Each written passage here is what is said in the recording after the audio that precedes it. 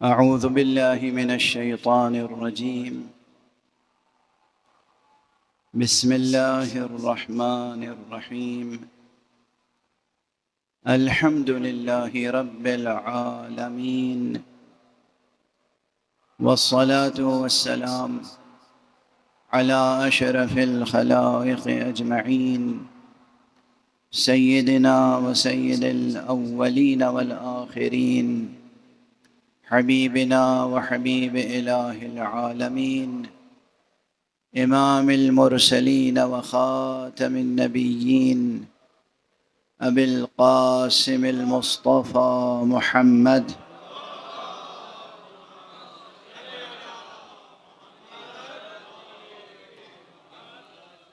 وعلى أهل بيته الطيبين الطاهرين الهداة المهديين المعصومين المظلومين، واللعنة الدائمة على أعداء الحق والدين.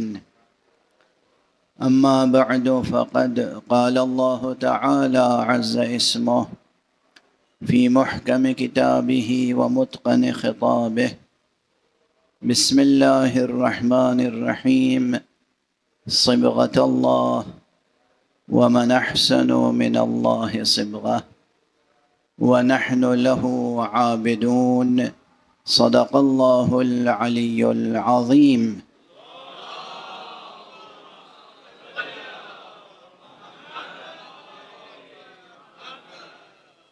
ایک اور بلندتر صلوات ارشاد کریں۔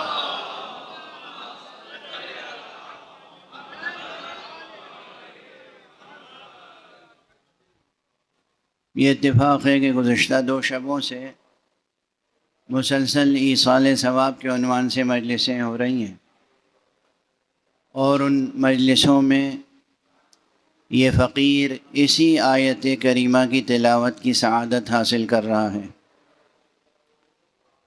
میں نے گزارش کی کہ آیت بے پناہ ہے، قرآن مجید کی آیت ہے، کسی انسانی ذہن کی تخلیق یہ کلام نہیں ہے۔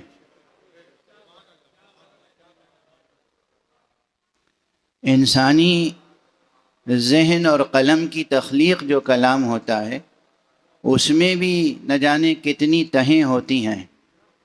یہ تو اس کا کلام ہے جو انسان کا بھی خالق ہے، زمان و مکان کا بھی خالق ہے، اور کلام کا بھی خالق ہے۔ خالق کلام کا کلام ہے، اس کی گہرائیاں کتنی ہوں گی۔ لیکن آج اس آیت پر یہ گویا فی الوقت آخری بیان ہوگا۔ کل سے امام حسین اور مقاصد قرآن کے عنوان سے گفتگو ہوگی۔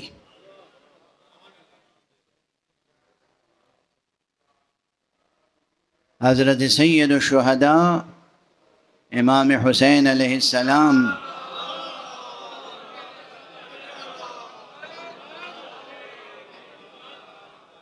اور مقاصد قرآن، اگرچہ یہ تمام گفتگویں کسی نہ کسی سطح پر ایک دوسرے سے مربوط ہو جاتی ہیں، متداخل ہوتی ہیں، لیکن بہرحال یہ عنوان ایک مستقل عنوان ہے، اور آج جو گفتگو ہے وہ گویا گزشتہ 2 شبوں کی گفتگوؤں کا تتمہ ہے۔ میں نے عرض کیا تھا، قرآن مجید میں اللہ سبحانہ و تعالیٰ نے بہت سے رنگوں کا تذکرہ کیا ہے۔ آپ بھی سوچ رہے ہوں گے کہ یہ اس مرتبہ رنگوں کا تذکرہ لے کر کیا بیٹھ گئے، لیکن میں کیا طے کر بیٹھ گیا جب قرآن مجید میں تذکرہ موجود ہے اور اہتمام کے ساتھ موجود ہے۔ نہ صرف یہ کہ کلی عنوان سے یہ تذکرہ ہے کہ اللہ کا رنگ اور اللہ کے رنگ سے بہتر کس کا رنگ ہوگا، یہاں بہت گفتگو کی ضرورت ہے۔ کون سا ہے اللہ کا رنگ اور کون سا نہیں ہے اللہ کا رنگ؟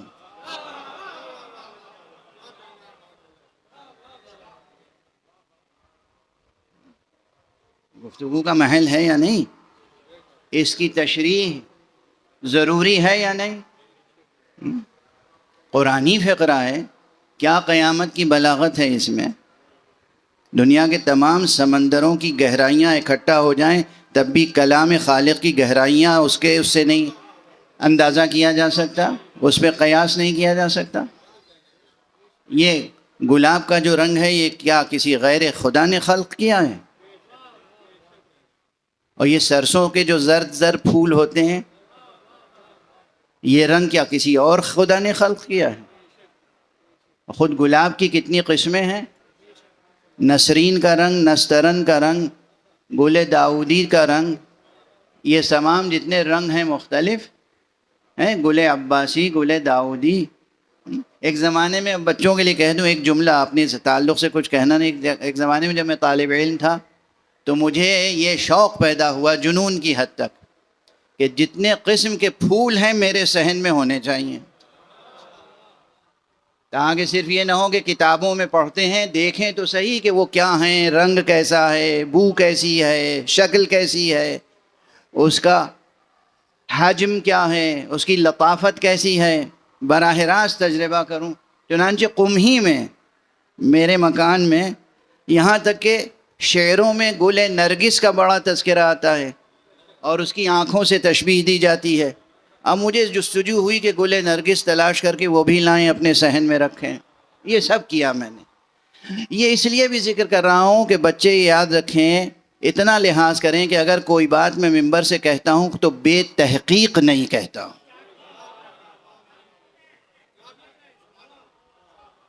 میری طالب علمانہ کیفیت کچھ اور ہے، کتابیں پڑھتا ہوں، استادوں سے سیکھتا ہوں، پھر فیلڈ اسٹڈی کرتا ہوں، جا کے دیکھتا ہوں حقیقت میں کیا ہے۔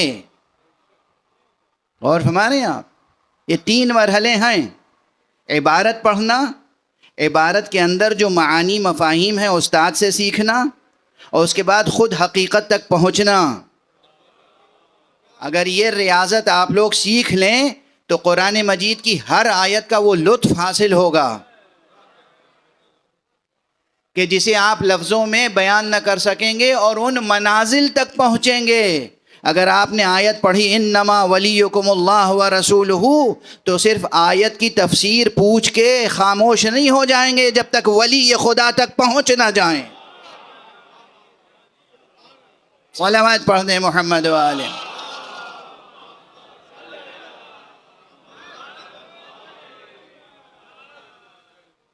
بہرحال تو ایک تو یہ عرض کروں کہ ایک جگہ کلی اعتبار سے ذکر ہو گیا صبغۃ اللہ، اللہ کا رنگ۔ دیکھیے رنگ کا تعلق انسان کے مختلف جذبات کے اظہار سے مختلف رنگوں کا براہ راست تعلق ہے۔ اس کا تجربہ آپ کو ہوگا، اس کی تشریح کی غالباً ضرورت نہیں ہے، اور دو جانبہ تعلق ہے۔ کبھی آپ کے اندر جذبات ہوتے ہیں اور ان کے اظہار کے لیے خارج میں دیکھیے کیا کیا چیزیں ہیں جو آپ آنکھوں سے دکھا نہیں سکتے، اپنے جذبات۔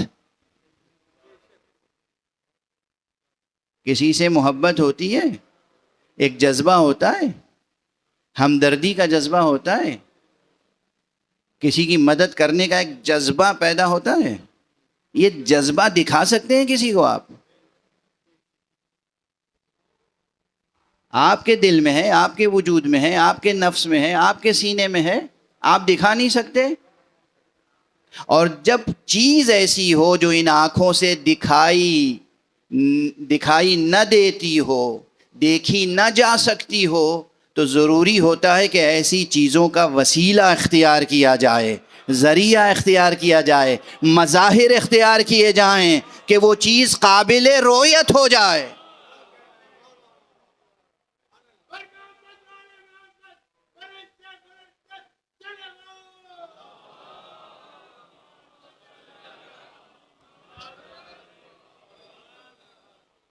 چیز آپ کی ہے، آپ کے جذبات ہیں، آپ جذبات دکھا نہیں سکتے جب تک کہ اپنے وجود کے خارج میں کچھ چیزوں کو مظہر نہ بنائیں۔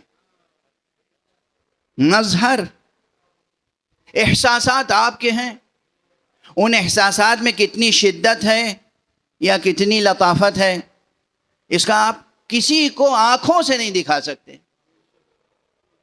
یا آپ کے حواس خمسہ نہ آنکھوں سے دکھا سکتے ہیں اور نہ کسی اور حادثے سے محسوس کرا سکتے ہیں. تو یہاں ضرورت ہوتی ہے مظاہر کی. اب سوچنا پڑتا ہے کہ اگر ہم خوش ہیں تو خوشی کا اگر لفظوں میں اظہار نہیں ہو سکتا تو رنگوں میں کس رنگ سے اظہار کریں. اگر غم میں مبتلا ہیں اور جو شدت غم ہے، جو کیفیت غم ہے، اس کا ہم لفظوں میں بھی اظہار نہیں کر سکتے، تو کس رنگ کو اختیار کریں کہ اس کا اظہار ہو جائے. دیکھیے بعض چیزیں ہوتی ہیں کہ جو لفظوں میں بھی قابل بیان نہیں ہوتی ہیں.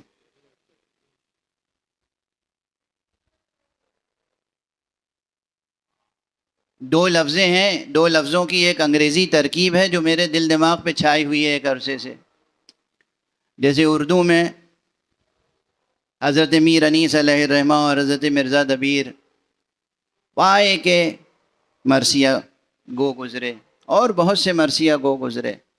یہیں اسی کراچی میں سید آل رضا مرحوم، جوش ملی آبادی، علامہ نسیم امروہوی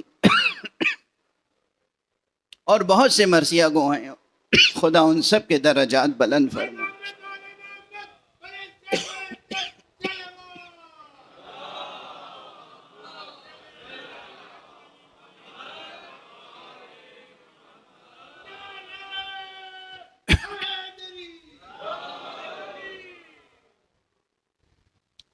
سب کے نام لینا اور پوری فہرست پیش کرنا آسان نہیں ہے، اہم سے اہم نام چھوٹ جاتے ہیں.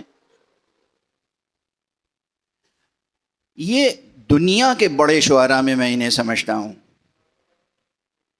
لیکن انگریزی زبان میں ایک شاعر ایسا ہے جسے مرثیہ نگاری اور نوحہ نگاری اور جسے مصور غم کہا جا سکتا ہے، اور وہ ہے لارڈ ٹینیسن.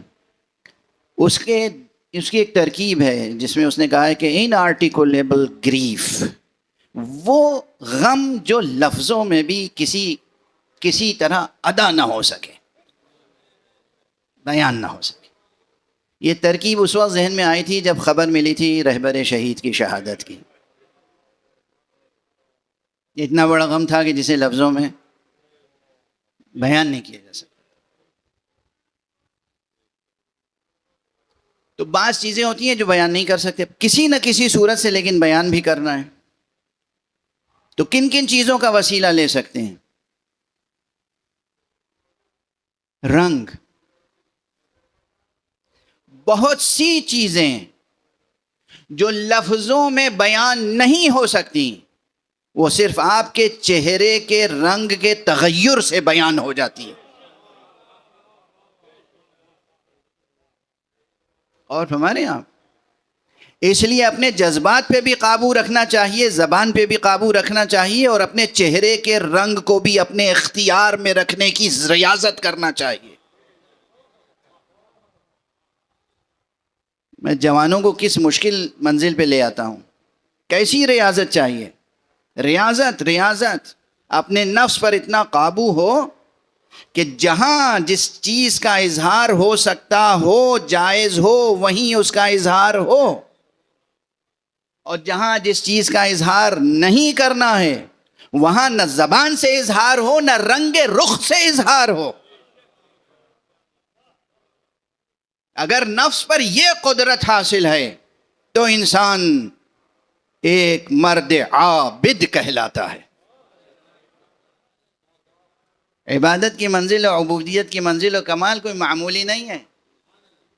دیکھیے شاخ در شاخ باتیں کہاں سے کہاں تک پہنچ جاتی ہیں. بہرحال تو خوشی کا اب میں اس کے یعنی دونوں رخ ہیں. کبھی آپ کے اندر جذبات ہیں، ان جذبات کو ظاہر کرنے کے لیے آپ رنگ کا سہارا لیتے ہیں. کبھی کوئی رنگ سامنے آتا ہے، اس رنگ کو دیکھ کر آپ کے اندر مخصوص جذبات اور احساسات پیدا ہوتے ہیں. اب اس کی سند بھی میں کہیں اور سے نہیں، قرآن مجید سے عرض کر دوں. ایک صلوات پڑھیے محمد والے.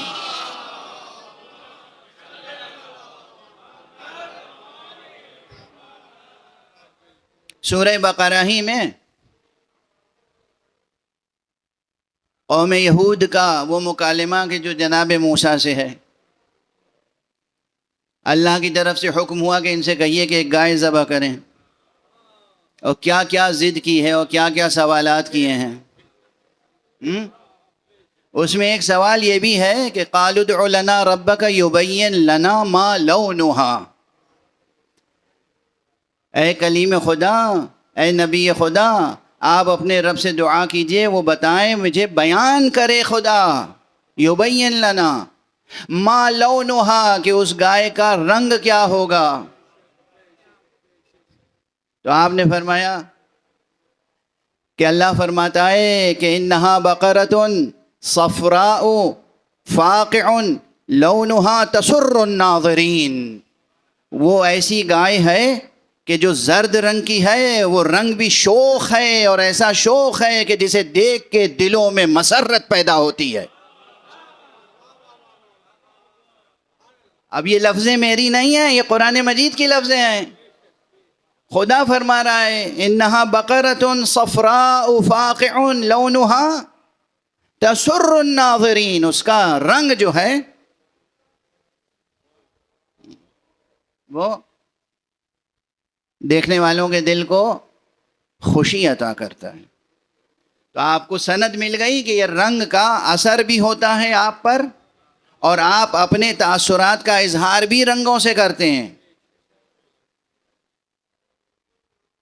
اچھا، جس طرح رنگوں سے ہوتا ہے، کبھی کبھی تو تاثرات اتنے ہوتے ہیں کہ رنگ دیکھا، جذبات و احساسات بیدار ہوئے، اور ایسے بیدار ہوئے کہ منہ کا ذائقہ بھی بدل گیا. ان سب چیزوں کا ایک دوسرے سے تعلق ہے. قرآن مجید نے رنگ کا بھی تذکرہ کیا ہے اور ذائقے کا بھی تذکرہ کیا ہے. ایصال ثواب کی مجلس ہے، میں تو یاد دلا دوں آپ سب کو، یہ فقرہ قرآن کا تو یاد ہوگا. کل نفس ذائقۃ الموت، ہر نفس کو موت کا مزہ چکھنا ہے. ہم جب کسی سے غیظ و غضب میں کہتے ہیں کہ میاں ہم مزہ چکھا دیں گے، تو اس میں نگیٹو کنوٹیشن ہوتا ہے، اس میں منفی تاثر ہوتا ہے. لیکن یہ ضروری نہیں ہے کہ پروردگار جب کہہ رہا ہے کہ کل نفس ذائقۃ الموت تو وہاں منفی تاثر ہو. اور ہمارے ہاں یہ ہر نفس پر منحصر ہے کہ وہ نفس خدا سے کیسا رشتہ رکھتا ہے. ہر نفس اللہ سبحانہ و تعالی سے کس طرح کا رشتہ رکھتا ہے. آپ رشتہ شیریں رکھیں گے تو موت شیریں ہوگی، آپ کا رشتہ تلخ ہوگا تو موت کا مزہ بھی تلخ ہو جائے گا. صلوات پڑھ دیجئے محمد والے.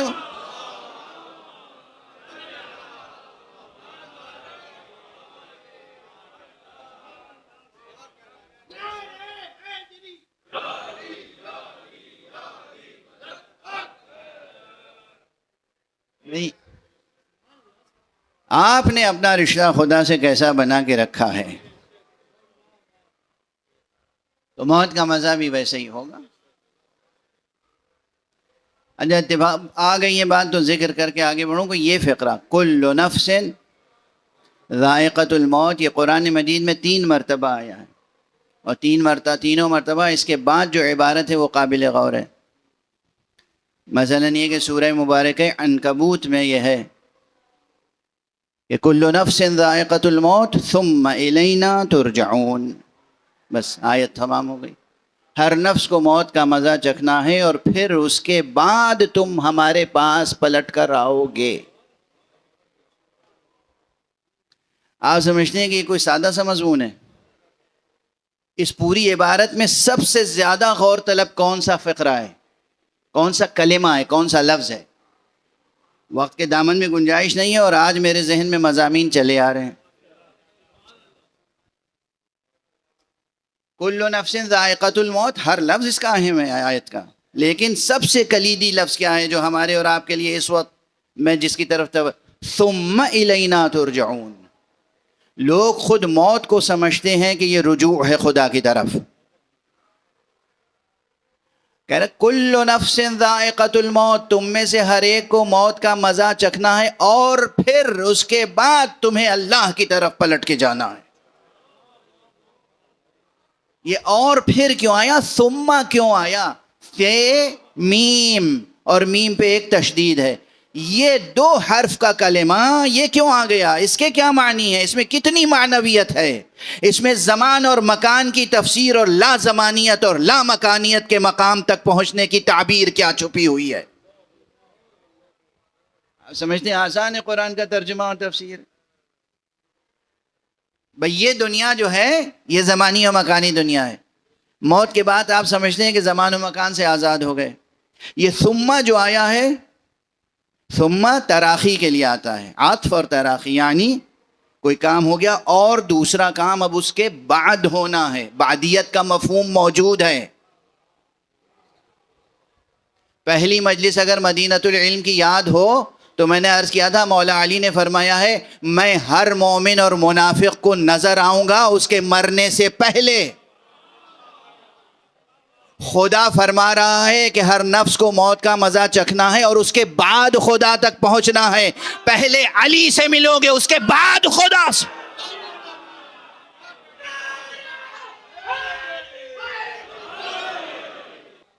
اور ایک مومن کے لیے موت کی جمالیات اس سے بڑھ کر نہیں ہو سکتی کہ موت سے پہلے علی ملے، موت کے بعد خدا.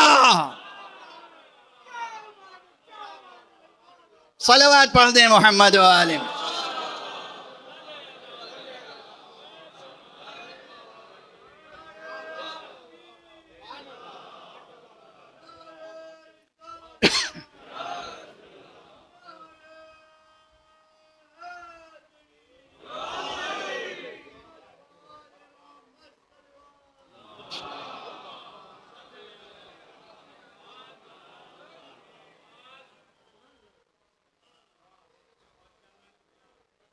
یہ نا ایک کلمہ ہے ثم. کل نفس ذائقۃ الموت ثم الینا ترجعون. یہ آیت ہے سورہ مبارک ہے عنکبوت میں. سورہ مبارک عنکبوت خود بے پناہ سورہ ہے. ممکن ہوا تو عشرے میں مقاصد قرآن کے ضمن میں شاید اس کا بیان آ جائے. دوسری مرتبہ یہ آیت، یہ فقرہ آیا ہے، اتفاق سے ترتیب بالکل برعکس چل رہی ہے. سب سے پہلے تو سورہ آل عمران میں ہے، اس کے بعد سورہ انبیاء میں، پھر سورہ عنکبوت میں. میں نے سب سے پہلے آپ کے سامنے سورہ عنکبوت کی آیت پڑھ دی. پھر سورہ انبیاء میں ہے کہ کل نفس ذائقۃ الموت وَنَبْلُوكُمْ بِالشَّرِّ وَالْخَيْرِ فِتْنَةً وَإِلَيْنَا تُرْجَعُونَ. ہر نفس کو موت کا مزہ چکھنا ہے اور ہم تم کو دشواریوں سے اور آسانیوں سے آزمائش میں ڈالیں گے اور تمہیں اللہ کی طرف پلٹ کے جانا ہے. یعنی اللہ کی طرف پلٹ کے جانا ہے یہ تو یقینی ہے، مگر اس سے پہلے دونوں طرح کے امتحان ہوں گے. آسانیوں سے بھی یہ امتحان لیا جائے گا اور دشواریوں سے بھی. تو جو زندگی میں دشواریاں آتی ہیں ان سے مومن کی طبیعت میں ناگواری نہیں آنی چاہیے. یہ صبر و شجاعت کا درس لے کے اٹھیے گا. آج جو بھی زندگی میں دشواری آئے، اگر وہ آپ کی اپنی خطا کا نتیجہ نہ ہو، اگر آپ کی اپنی ہماری اپنی جہالت، ہماری اپنی خطا اگر اس کا نتیجہ نہ ہو اور زندگی میں دشواری آ جائے تو سجدہ شکر کیجئے. اور اس وقت اگر سجدہ شکر کرنے کی توفیق مل جائے تو اسی سجدے میں اسرار کھلیں گے کہ معصومین مصیبت کی انتہاؤں میں سجدے کیوں کیا کرتے تھے.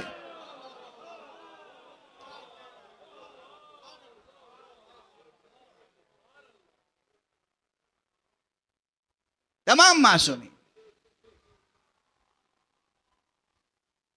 تیسرا مقام سورہ مبارک آل عمران میں ہے، کل نفس ذائقۃ الموت وانما توفون اجورکم یوم القیامہ فمن زحزح عن النار وادخل الجنہ فقد فاز. غالباً اسی طرح کے الفاظ ہیں. مضمون آیت یہ ہے، مضمون آیت کہ ہر نفس کو موت کا مزہ چکھنا ہے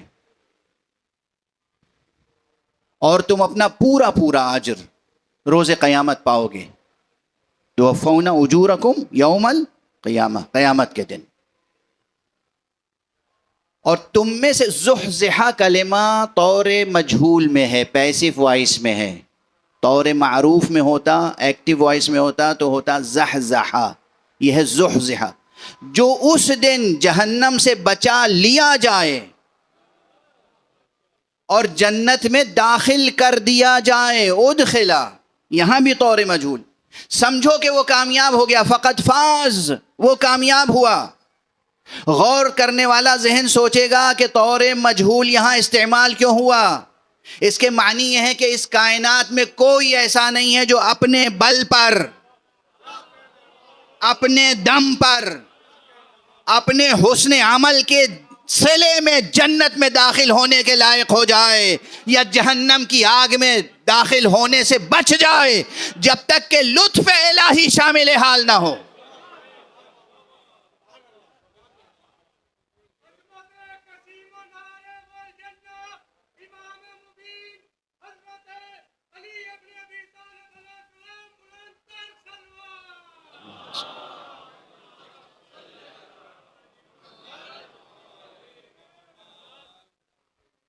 اور لطف الہی کی شکل میں آتا ہے.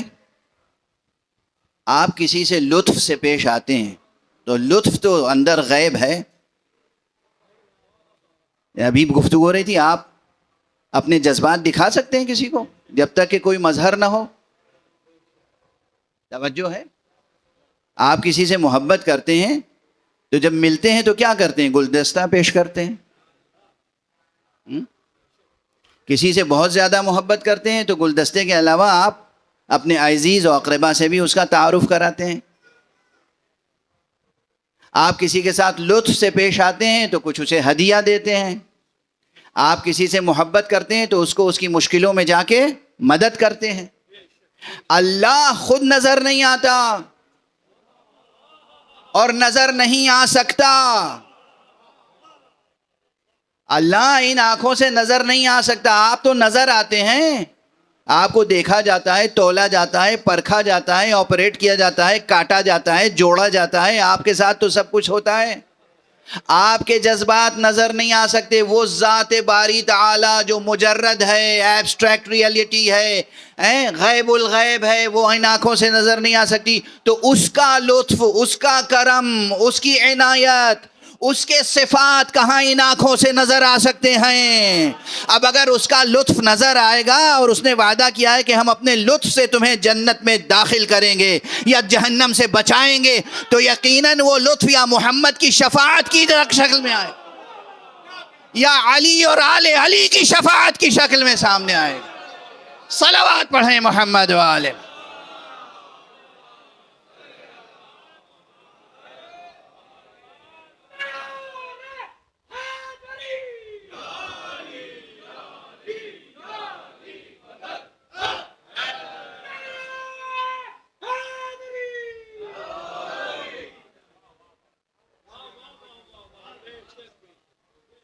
اللہ خود تو نظر نہیں آ سکتا. ہمارا مکتب اور اکثریت کا علماء اسلام میں سے مکتب یہی ہے. کچھ لوگ ہیں جو سمجھتے ہیں نعوذ باللہ خدا، اب کیا کہوں، کہتے ہیں کہ خوش طبعی بھی اچھی چیز ہے. ہم بعض ایسے لوگوں سے مناظرے کرتے پھرتے ہیں جو نبی کو اپنا جیسا سمجھتے ہیں. ارے ہم ایسوں کو بھی جانتے ہیں جو خدا کو بھی اپنا ہی جیسا سمجھتے ہیں.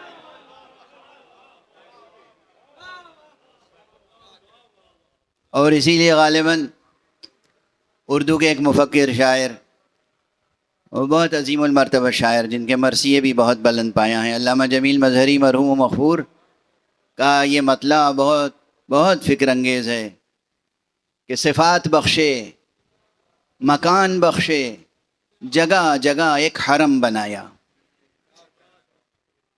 مسجدیں یا عبادت خانے، صفات بخشے، مکان بخشے، جگہ جگہ ایک حرم بنایا. ہماری صورت گری نے آخر خدا کو بھی ایک صنم بنایا.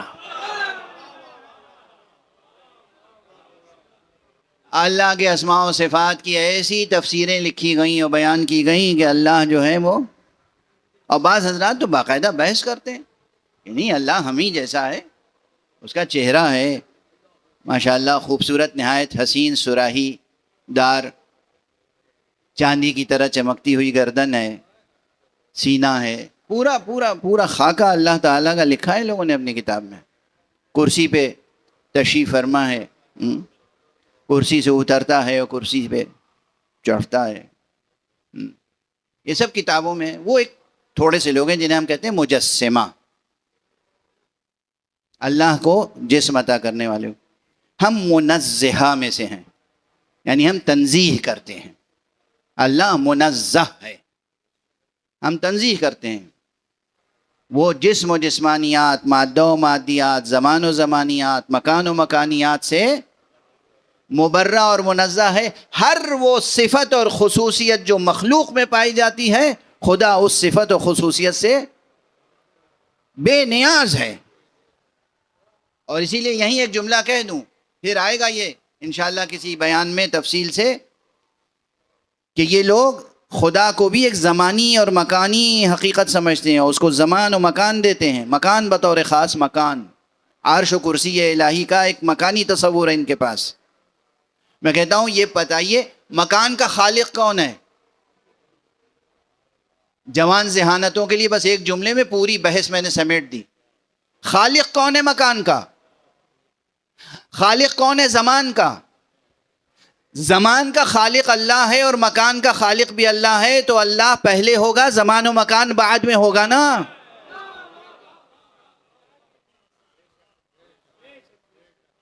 خالق پہلے ہوگا، مخلوق بعد میں ہوگی. یہ بالکل سیدھی بات ہے نا. اور ذرا سا مطلب یہ کہ بالکل محسوس مثال دے دوں. باپ اور بیٹا، باپ پہلے ہوگا نا. خدا نخواستہ کوئی ایسا خاندان ہو جہاں باپ بیٹے دونوں برابر کے نظر آ رہے ہوں. اب میں کچھ اور نہیں کہہ سکتا، ڈھونڈیے گا تو تاریخ میں ایسے شاید خاندان مل جائیں.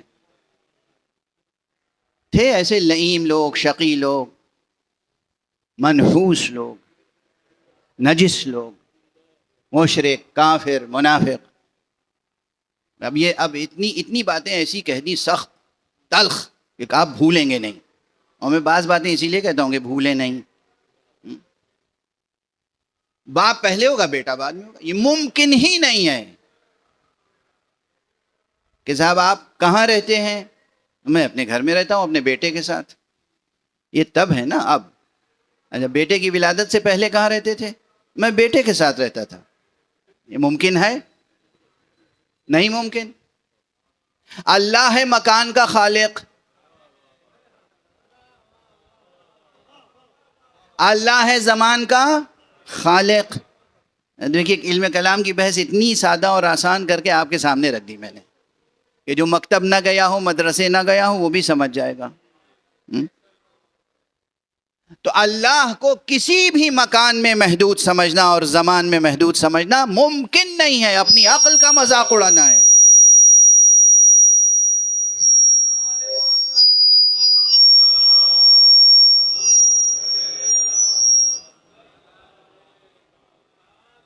میں اکثر کہتا ہوں جب اس طرح کی بحثیں لوگ کرتے ہیں کہ اپنا احترام کیجئے، اپنا اور اپنی عقل کا احترام کیجئے. احترم نفسک، اپنے نفس کا احترام کیجئے. اللہ نے عقل دی ہے، آپ اپنے کو کیوں مجنون ظاہر کرنا چاہتے ہیں؟ زمان کا خالق خدا، مکان کا خالق خدا ہے، تو وہ زمان و مکان میں محدود نہیں ہو سکتا. بات کہاں سے کہاں پہنچ گئی. جب خدا محدود نہیں ہو سکتا، خدا لا زمانی ہے، لا مکانی ہے اور ناقابل رؤیت بصری ہے، تو پھر اس کے تمام الطاف، اس کے تمام عنایات اس کے کسی مظہر کے ذریعے سے پہنچیں گے، اور انہی مظاہر کو ہم محمد اور آل محمد سمجھتے ہیں.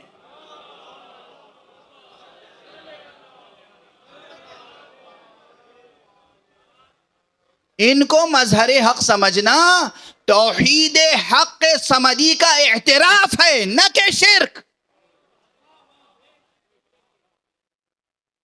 کاش یاد رہ جائے اور پہنچ جائے ان حضرات تک جو اس نقطے کو سمجھنے میں دشواری محسوس کرتے ہیں. انہیں مظاہر الطاف الہیہ، واسطہ فیض الہی سمجھنا توحید حق صمدی کا اعتراف ہے. انشاءاللہ یہ گفتگو بعد میں ہوگی اس سیمینار میں جو طے ہو چکا ہے کہ نہج البلاغہ اور بیان توحید کے عنوان سے اسی کراچی میں انشاءاللہ منعقد ہوگا. بہرحال وقت آگے بڑھتا چلا جا رہا ہے، گفتگو ادھوری رہی جا رہی ہے. جب تک کہ لطف الہی شامل حال نہ ہو، اس وقت تک کوئی نہ جہنم سے بچ سکتا ہے اور نہ جنت میں داخل ہو سکتا ہے. تو یہ تمام وہ آیتیں تھیں جس میں ذائقے کا تذکرہ تھا. کل نفس ذائقۃ الموت. زندگی اور موت کے ذائقے سے ہٹ کے زندگی اور موت کے رنگوں کی بات ہو رہی تھی. اس میں نے عرض کیا کہ سفید رنگ محمد اور آل محمد علیہ الصلاۃ والسلام کو بھی بہت پسند ہے.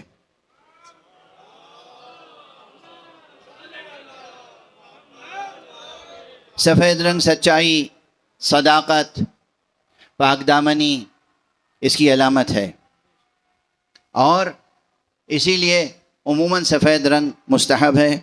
اور جب آپ اس دنیا سے آخری سفر کرتے ہیں تو مستحب ہے کہ کفن کا رنگ سفید ہو. تو سفید رنگ بہت اچھا رنگ ہے. اس کے بعد دوسرا رنگ جو اہل بیت کو پسند تھا وہ سبز رنگ تھا. سبز رنگ حیات کا رنگ ہے، حیات کے نمایاں ترین رنگوں میں سے رنگ ہے. آپ جب بہار آتی ہے تو دیکھتے ہیں صحرا کا رنگ بہار آنے سے پہلے پھیکا پھیکا زرد رنگ ہوتا ہے. شوخ زرد رنگ ہو تو دل کو مسرت بخشتا ہے، بجھا بھجا رنگ ہو تو دل کو ملول کرتا ہے. یہ صحراؤں کا زرد بجھا بجھا رنگ یہ سبز ہو جاتا ہے، سبززار مرغزار. اور سورہ مبارکہ دہر میں اہل بہشت کے لباس کی تعریف جہاں ہے وہاں سبز رنگ کا خاص طور سے ذکر ہے. اور پھر ہے سرخ رنگ. سرخ رنگ کے بھی اپنے اپنے انداز ہیں. میں بس 2 جملے کہہ کے آگے بڑھوں. رنگوں کا تذکرہ ہے. حضور کے لباس میں مختلف چیزوں کے مختلف رنگ تھے، اس کا خاص طور سے تذکرہ ہے. تذکرہ ہے شمائل کی کتابوں میں. حضور کے عمامے کے مختلف رنگ تھے، کل بھی تذکرہ آیا تھا. ایک سفید رنگ، ایک سیاہ رنگ. کہتے ہیں آپ کے پاس ایک ایسا بھی عمامہ تھا جس کا رنگ ہلکا گلابی تھا، اور اس رنگ کا نام سحاب تھا. حضور کی ایک خصوصیت تھی، اپنی ہر چیز کا نام رکھ دیتے تھے. ہر چیز کا ایک خاص نام، ایک پراپر نیم، خاص نام رکھ دیتے تھے. ہم عمامہ، اب سفید رنگ کا بھی ہو تو عمامہ، اور زرد بھی ہو تو عمامہ، اور سفید بھی ہو تو عمامہ ہے نا. حضور کے جتنے عمامے کے پارچے تھے ہر ایک کا الگ الگ نام تھا. حضور کی جو سواریاں تھیں الگ الگ نام تھا. حضور کی جو تلواریں تھیں الگ الگ نام تھا. تیزی سے کہہ کے آگے بڑھوں. یہ جو آپ کا عمامہ تھا ایک زرد رنگ کا یا ہلکے گلابی رنگ کا، اس کا نام تھا سحاب. اور یہ یاد رکھیے گا ہمیشہ، یہ کون سا عمامہ تھا؟ یہ وہی عمامہ تھا جو میدان غدیر میں مولا کائنات امیر المؤمنین علی ابن ابی طالب علیہ الصلوۃ والسلام کے سر مبارک پر آپ نے اپنے دست مبارک سے باندھا تھا۔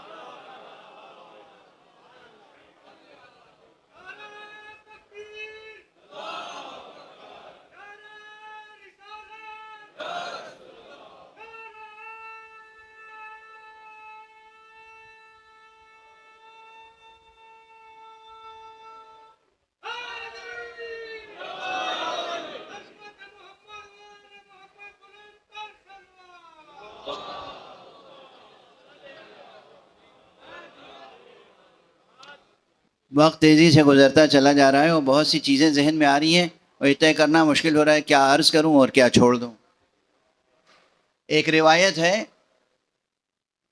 اور ایک الزام ہم پر ایک الزام یہ ہے کہ یہ لوگ یہ عقیدہ رکھتے ہیں کہ علی بادلوں میں رہتے ہیں، کیونکہ سحاب کو، ابر کو بھی سحاب کہتے ہیں نا، بادل کو سحاب کہتے ہیں۔ اچھا، صبا ایک خاص ہوا ہے نا جسے صبا کہتے ہیں۔ کبھی کسی انسان کا نام بھی صبا دیکھا ہے یا نہیں؟ صبا اکبر آبادی مشہور شاعر تھے نہیں تھے؟ کچھ چیزیں ہوتی ہیں عام، لیکن جب وہی لفظ خاص کر دیا جائے تو وہ کسی خاص شے کا نام بن جاتا ہے۔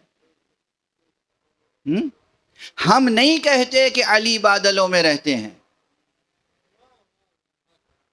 یہ ایک واقعہ ہے۔ پیغمبر نے مولائے کائنات کے سر مبارک پر اپنا وہ عمامہ رکھا تھا جس کا نام تھا سحاب، اور جب علی آتے تھے وہ عمامہ پہن کر تو رسول خوش ہو کے کہتے تھے دیکھو علی سحاب میں آ رہے ہیں،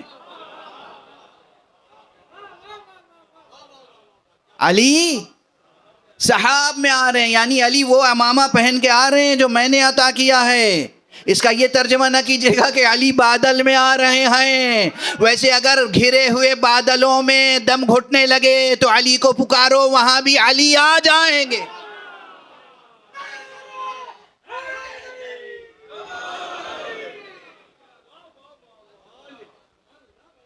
بے شک آئیں گے مدد کے لیے۔ ارے سمندر کی تہوں میں پکارو تو آئیں گے، بے قرار فضاؤں میں پکارو تو آئیں گے، کائنات کے کسی گوشے سے پکارو یا علی، علی وہاں آئیں گے۔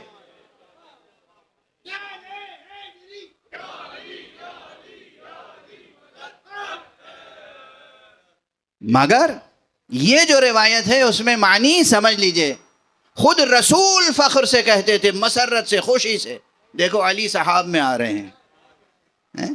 یہ گویا یاد دلانے کا بھی انداز رہا ہوگا، بھول نہ جانا کہ میں نے علی کے سر پہ عمامہ رکھا تھا، بھول نہ جانا کہ یہ میرا عمامہ ہے جو میں نے علی کے سر پہ رکھا تھا۔ خود سے سر پہ کسی فضیلت کی پگڑی کو نہ باندھ لینا،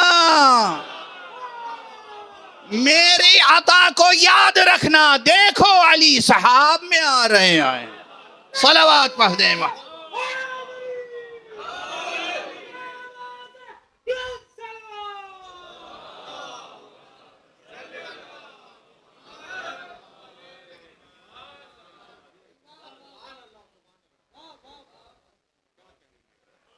رنگوں کی بات کہاں سے کہاں تک پہنچی۔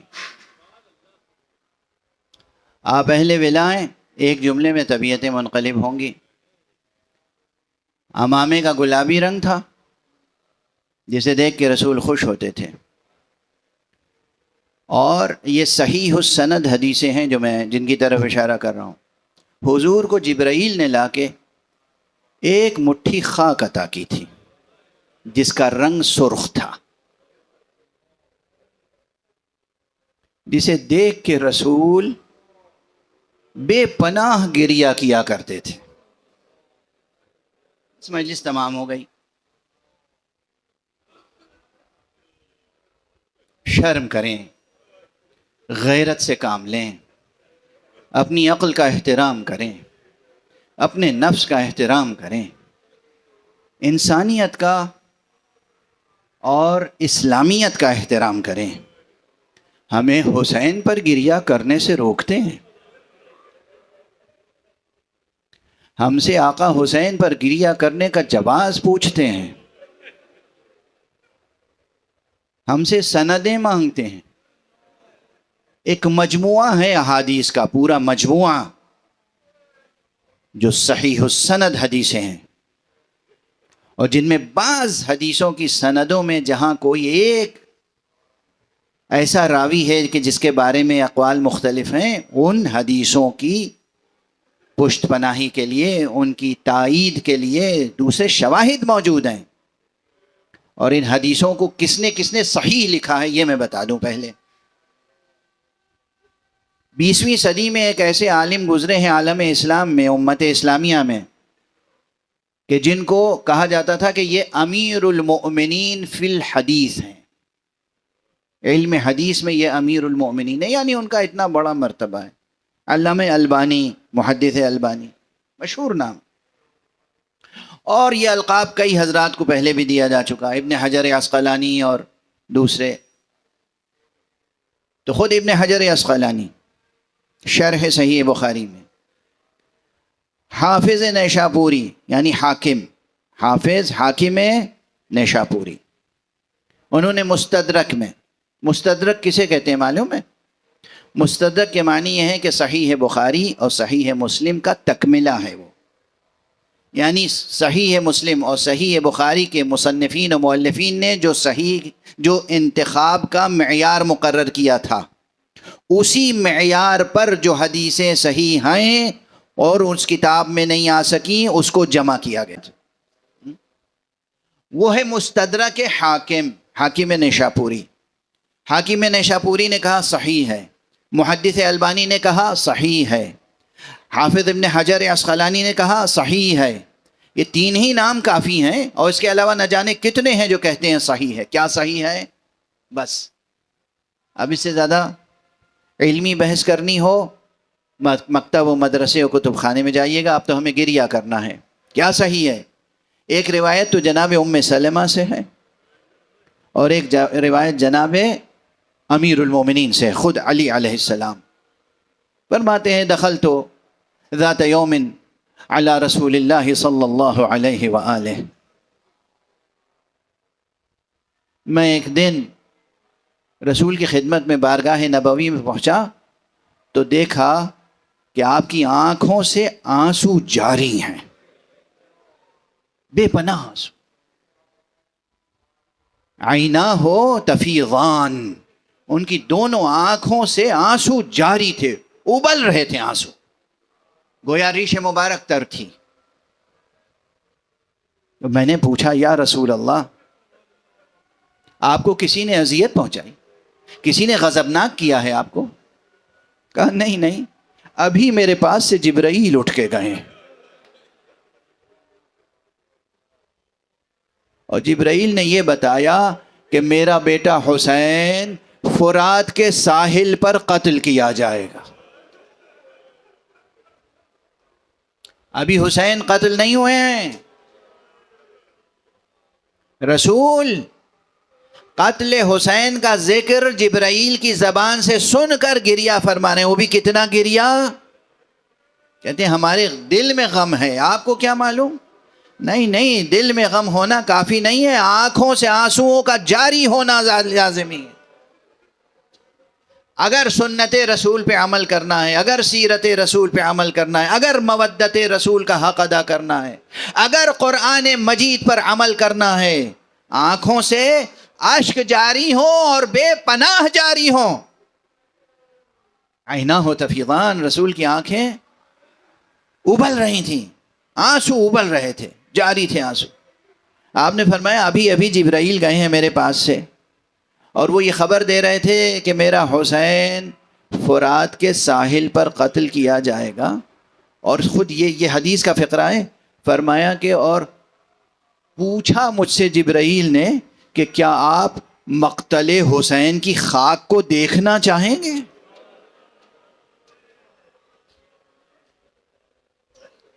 حسین کی قتل گاہ کی خاک جبرائیل لائے جو سرخ رنگ کی تھی،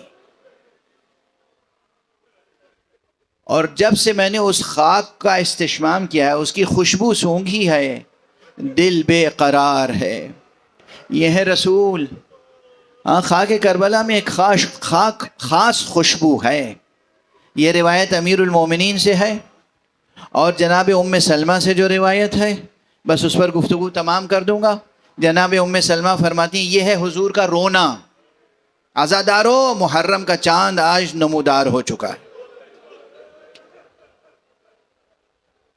آج سے عیش و عشرت و تزئین و تحسین کا اہتمام نہ کرنا.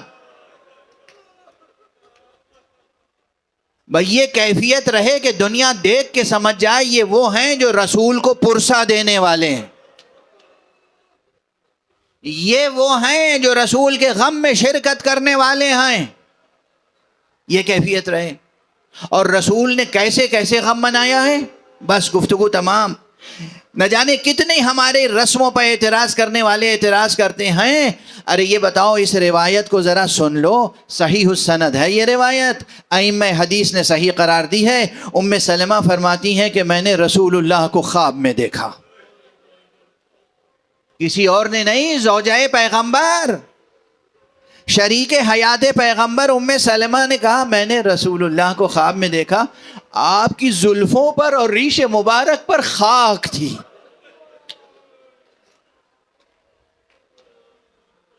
ارے اگر ہم زمین سے مٹھی مٹھی خاک اٹھا کے اپنے سر پہ ڈالیں تب بھی حق عزاداری ادا نہ ہوگا. رسول اللہ کی زلفیں خاک آلود ہیں، محاسن خاک آلود ہیں. میں نے پوچھا، جناب ام سلمہ فرماتی ہیں میں نے پوچھا کہ یا رسول اللہ یہ کس کیفیت میں ہیں آپ؟ کہا کہ شہدت قتل الحسین آنفا، ابھی ابھی میں حسین کو قتل ہوتا ہوا دیکھ کر آ رہا ہوں.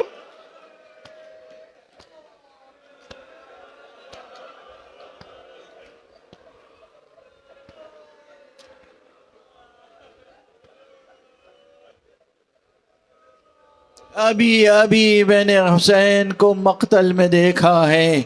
ایک دوسری روایت میں ہے، دوسری روایت میں یہ ہے جو ہمارے ہاں کتابوں میں موجود ہے کہ جناب ام سلمہ نے پوچھا کہ یا رسول اللہ، یا جناب ابن عباس نے پوچھا جب وہاں خواب میں اسی کیفیت میں، یا رسول اللہ یہ کیا کیفیت ہے؟ جناب ام سلمہ سے کہا ہے کہ میں نے قتل حسین کو دیکھا ہے. بتاؤ مسلمانوں، اگر تمہارا کوئی بچہ تمہاری آنکھوں کے سامنے ذبح کر دیا جائے کیا کیفیت ہوگی تمہاری؟ ارے رسول کہہ رہے میں نے اپنی آنکھوں سے حسین کو ذبح ہوتا ہوا دیکھا. اور ابن عباس کے خواب میں آگے فرمایا، جب ابن عباس نے پوچھا یہ کس حالت میں دیکھ رہے، کہا میں ابھی حسین کی اور حسین کے ساتھ شہید ہونے والوں کی قبریں بنا رہا تھا، ان کی قبریں تیار کر رہا تھا، اس لیے یہ زلفوں پر خاک ہے، میری داڑھی پہ، میری محاسن پہ خاک ہے. انا للہ وَإِنَّا إِلَيْهِ رَاجِعُونَ رِضًا بِقَضَائِهِ وَتَسْلِيمًا لِأَمْرِهِ. پروردگار علوم قرآن اور معارف اہل بیت سے آشنا فرما. معبود ہمیں اپنے حبیب کبریا سیرت مصطفیٰ پر عمل کرنے کی توفیق عطا فرما. پروردگار ہمیں حق محبت و مودت ادا کرنے کی توفیق عطا فرما. پروردگار تمام مسلمین جہان کو ولایت علی ابن ابی طالب پہ متحد فرما. پروردگار معبود دنیا سے ہر طرح کی جنگ اور بے چینیوں کو دور فرما.